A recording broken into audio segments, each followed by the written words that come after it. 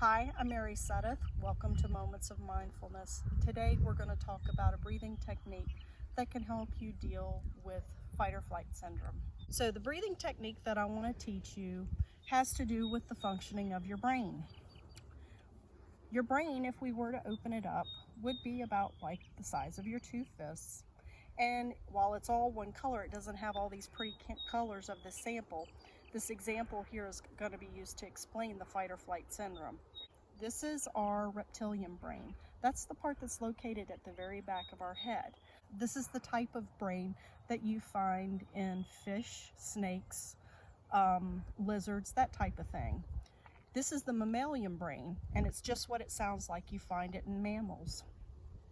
Dogs, cats, dolphins, whales, they have the mammalian brain.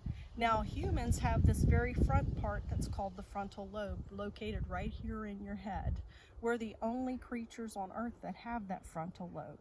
Now if you step on a lizard's tail, keeping in mind it's the reptilian brain, it's going to move because it hurts. It's an autonomic or automatic response system. If you step on a dog's tail, that dog is not only going to react and move away, but it's going to remember you stepped on its tail and will watch for you coming the next time. With us, we have a higher level of thinking and reasoning. This front part here is what we use for word problems. It's what we use for higher math. It's what we use for problem solving. Now, fight or flight syndrome, what happens is when we get overwhelmed, when this amygdala releases adrenaline, or tells the adrenal glands to release adrenaline, 80% of the oxygen in blood leaves the front part, which is our reasoning part of our brain, and goes to the reptilian part. This is our instinct. This is the part that we use for our eyes blinking, our heart beating, our blood flowing. It's the automatic stuff that goes on in our life.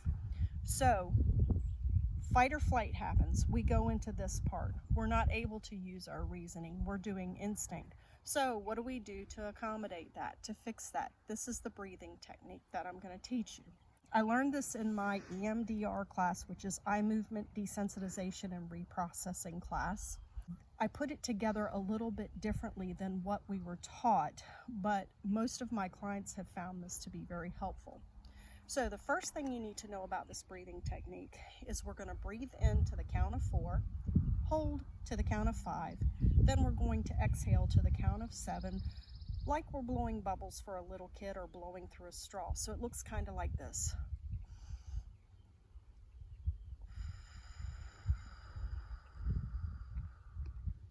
Notice how I exhale almost twice as long as I inhale. So with that, we're going to put our hands in certain places so that we can balance our autonomic nervous system and get out of that fight or flight response. So the first hand position is called the containment position, and it's just basically where on each side you put your hand under your arm with your thumb up. Why do we call it the containment position? It's the containment position because you feel safe. Have you ever walked in the room and seen somebody sitting there with their arms crossed? They're probably feeling uncomfortable, and this gives them a sense of safety. The other thing that this does is you're using both sides of your body, therefore you're connecting both sides of your brain at the same time.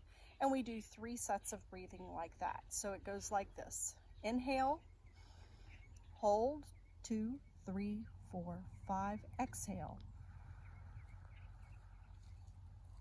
The next hand position is called the neurovascular position. And the reason it's the neurovascular position is because we're involving our neurology.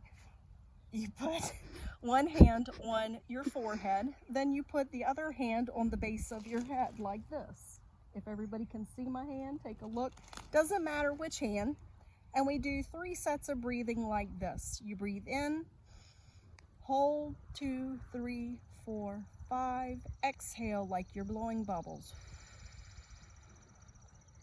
Okay, the next position, you leave your hands like this and you tilt your chin down. You don't have to touch your chest, but you do need to tilt your chin down. And it goes like this. In, hold, 2, 3, 4, 5, exhale. Okay, what did we just do there? With that, we told the oxygen to come to the front part of our brain. You know how sometimes when you're studying, or say you've lost something and you do this because you're like, oh my gosh, well, you've already figured out how to bring blood and oxygen to the front part of your brain. That's your body's way of helping to do that. Then by involving your hand on the back of your head, you're helping the blood, the oxygen, and the energy to circulate to all the parts of the brain the way that it needs to be done. When we tilt our head down like this, what we're doing is we're triggering the vagus nerve. The vagus nerve runs like the tree of life up and down our spine. When you tilt your head, it triggers that vagus nerve to balance the autonomic nervous system.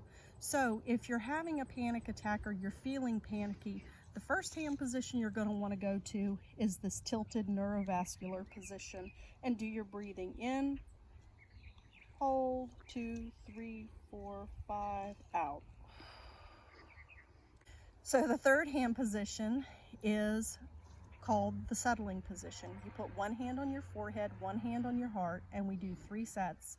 Then you take your hand from your forehead, put it on your stomach area, and we do 3 sets.